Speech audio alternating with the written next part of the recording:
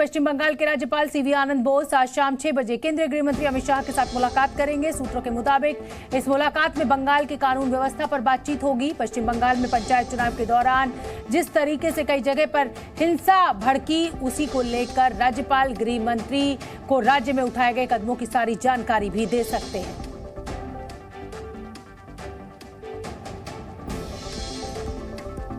मनीष शुक्ला हमारे साथ दिल्ली से जुड़ रहे हैं और पूजा पश्चिम बंगाल से हमारे साथ जुड़ रही हैं। सबसे पहले तो मैं पूजा आपका रुख करना चाहूंगी। जिस तरीके से हिंसा भड़क रही है और आज भी जब दूसरे कई जिलों में मतदान हो रहा है तो देसी बम बरामद हो रहे हैं, तो क्या माना जाए कि सरकार पूरी तरीके से फेल है? क्या पश्चिम बंगाल की जो कानून व्यवस्था है वो बिल्कुल चरमरा गई है कि एक भी चुनाव जो है वो शांतिपूर्ण हम करा ही नहीं सकते, चाहे वो लोकसभा हो, चाहे वो विधानसभा हो और चाहे वो पंचायत हो?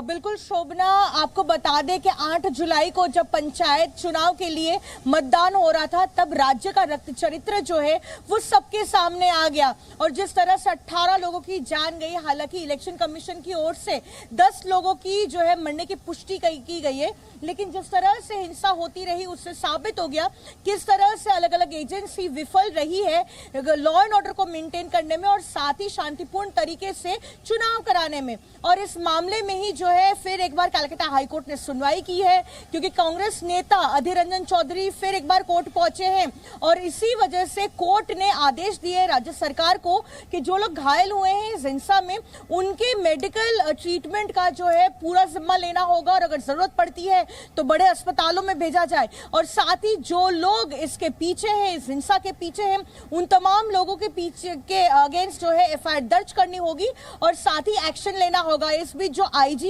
बीएसएफ के हैं और जो नोडल ऑफिसर भी थे, ये जो सीएपीएफ का डिप्लॉयमेंट हो रहा था चुनाव के दौरान, उनको भी कहा गया है कि वो रिपोर्ट सौंपे, क्योंकि बिल्कुल देखिए सवाल चुनाव आयोग से भी है, क्योंकि ये जो चुनाव होते हैं वो चुनाव आयोग के अधीन होते हैं। नोडल अधिकारी चुनाव आयोग के द्वारा वहां पर भेजा जाता है। तो इस तरीके की हिंसा होना, अगर राज्य सरकार पर गंभीर सवाल खड़े होते हैं तो कहीं ना कहीं जो तमाम एजेंसियां इसका हिस्सा है उन पर भी सवाल खड़े होते हैं। मनीष शुक्ला, मैं आपका रुख करना चाहूंगी। आज राज्यपाल जो है गवर्नर साहब पश्चिम बंगाल के, वो गृह मंत्री अमित शाह से मिलने आने वाले हैं और इस हिंसा को लेकर पूरा अपडेट देने वाले हैं। क्या जानकारी, क्या अपडेट आपके पास?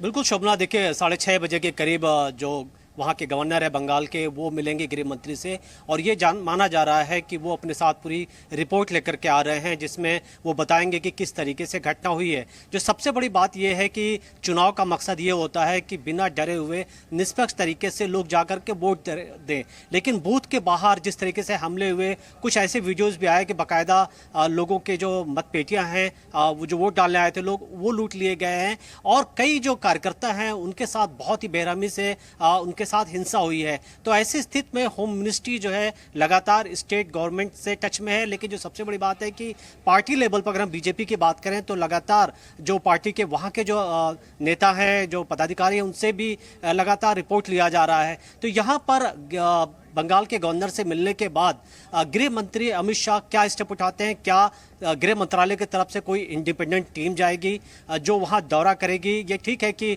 इलेक्शन कमीशन की रिस्पॉन्सिबिलिटी है, लेकिन क्या अपने लेवल पर भी गृह मंत्रालय कोई टीम भेज करके पूरे सिचुएशन को एक्सेस कर सकता है? इसके बारे में किस तरीके से गृह मंत्रालय आगे कार्रवाई करेगा, ये तय होगा जब बंगाल के गवर्नर की मीटिंग होगी गृह मंत्री अमित शाह के से, और उसके बाद क्या फैसले लिए जाते हैं। बिल्कुल ठीक है, आप नजर बना के रखिए मनीष। जैसे कोई अपडेट होगा, पूजा जैसे कुछ भी डेवलपमेंट होगा, मैं फिर आपका रुख करूंगी। बहुत बहुत धन्यवाद फिलहाल के लिए। जी न्यूज़।